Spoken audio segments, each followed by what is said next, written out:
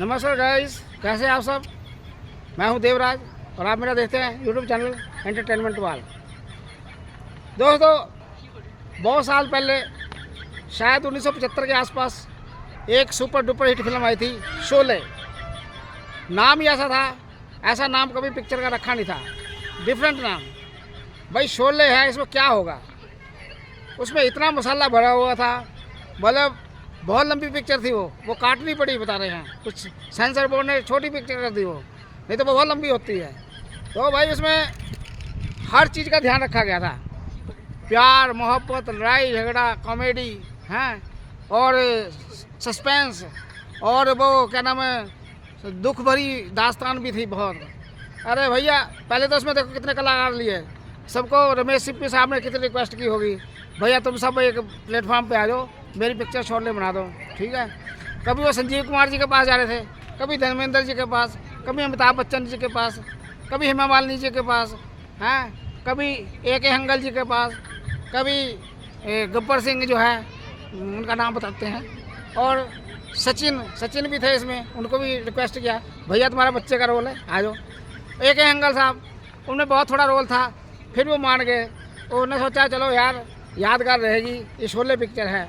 और उसमें बहुत सारे और कैरेक्टर थे, जैसे वो असरानी हैं, जेलर साहब बने थे, जगदीप झूठ बोलने वाले बने हुए थे, दुनिया भर का झूठ बोलते थे और फिर फंस जाते थे। हाँ, उसके बाद पेन उसमें वो भी थे, क्या नाम है यार, जया भादुड़ी जी भी थी, हैं हीरोइन, 2 हीरोइन रखी, 2 हीरो थे। तो उसमें 1 2 3 कैरेक्टर और थे, हैं जो बेचारे इतने फेमस तो नहीं है, लेकिन उनके डायलॉग और कलाकारी के कारण फेमस हो गए। जैसे एक थे मिस्टर सांबा, मैकमोहन साहब। वो सांबा जो थे वो इतने फेमस हुए, उनका थोड़ा सा रोल था, उनको गब्बर सिंह ने ऊंची पहाड़ी में बैठा रखा था। ये देखिए जो ऊंची पहाड़ियाँ ना, ये देखिए ये ऊंची ऊंची इमारतें हैं, ऐसी पहाड़ी थी ऊंची ऊंची उस वक्त। तो भैया ऊंची पहाड़ी में उनको बैठा रखा था, उनको बंदूक दे रखी थी। उसका काम था दूर तक नज़र दौड़ा के सरदार को खबर करेगा, कोई पुलिस तो नहीं आ रही है, कोई दूसरा आदमी तो नहीं आ रहा है, हैं जो जिससे हमको खतरा हो। तो भैया ऐसा उसका काम था। तो वो बहुत चौकन्ना रहता था। तो उसको गब्बर से अक्सर बोलता था, कोई डाकू ने किसी को घेर लिया, गांव वाले को, उसको मारना है, तो उसको चौराहे पे खड़ा करके, उनका एक गड्ढा बना था पहाड़ों के बीच में, उसमें खड़ा करके फिर सांबा कहते थे, अरे ओ सांबा, पहले ऐसे ऐसे आता था गब्बर सिंह।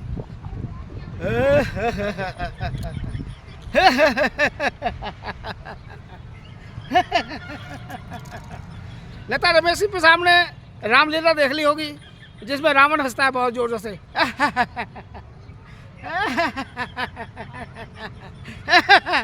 और रावण का रोल जो है रमेश सिप्पी साहब को पसंद आ गया, उन्होंने गब्बर सिंह से वो रोल करा दिया और गब्बर सिंह हंसने लगा।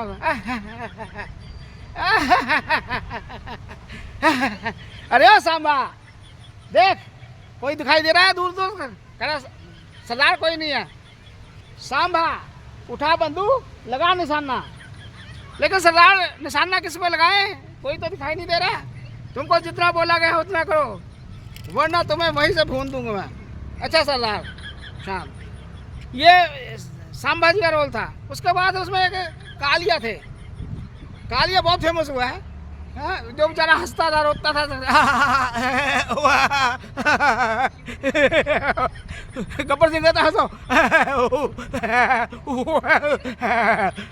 उसके मुंह पे हंसी भी है, रोना भी है, पता नहीं कब गोली मार दे। उसका डायलॉग था ये यार, अरे ओ कालिया, तुम गांव में गए थे? हाँ सरदार। तुम कितने लोग गए वहाँ? सरदार हम लोग 3 थे, और वो लोग कितने थे? 2। तो तुमने उनसे अनाज मांगा? सरदार उन्होंने अनाज देने को मना कर दिया। अरे तुम 2 और तुम 3 और वो 2, अनाज देने से मना कर दिया, फिर भी खाली हाथ वापस आ गए।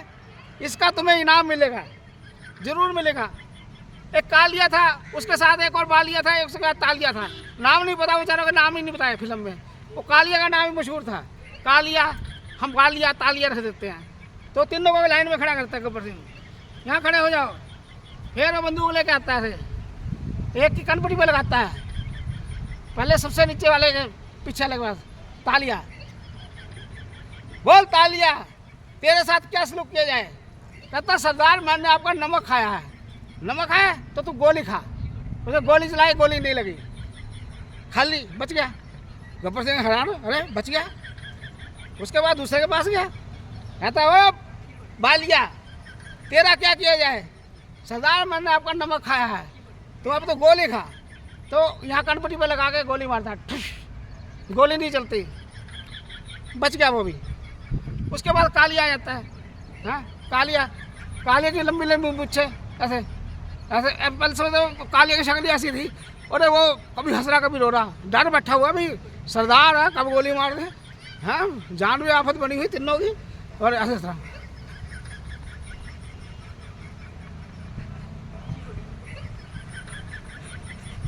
हंस भी रहा बेचारा, परेशान भी हो रहा।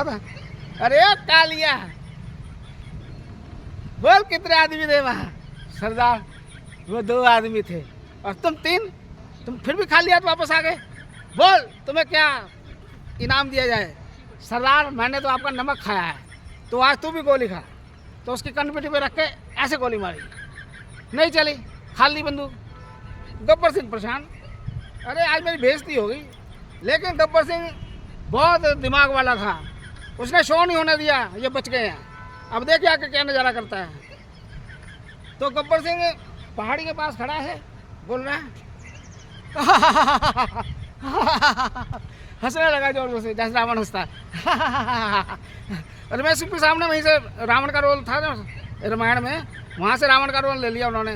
भाई रावण ऐसे हंसता है, ऐसे हंसा दो, और फेमस हो गए गब्बर सिंह। साले तीनों बच गए, तीनों बच गए, अरे तीनों बच गए। वो एक डाकू ने इशारा किया, अरे गब्बर सिंह हंस रहा है तुम भी हंसो। तो तीनों हंसने लगे।